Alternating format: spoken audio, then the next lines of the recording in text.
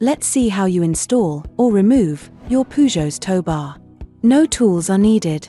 When the green part of the knob is entirely visible, and the lever is horizontal, the tow bar is locked.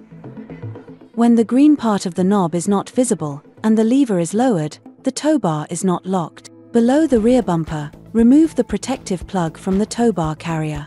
Whilst holding the hook, press the green knob, and lower the lever. It must remain locked in this lower position. Insert the lower part of the tow bar into the carrier, with the lever lowered. It locks automatically. Make sure that the hook is correctly locked, and the green knob visible. Close the lock using the key. Remove the key, and put the cap back on the keyhole. To remove the tow bar, take off the lock cap, and open the lock using the key. With one hand, take a firm hold on the hook. With the other hand, press on the green release, and lower the lever. Pull the tow bar downwards, and then put the plug back on the carrier beneath the vehicle.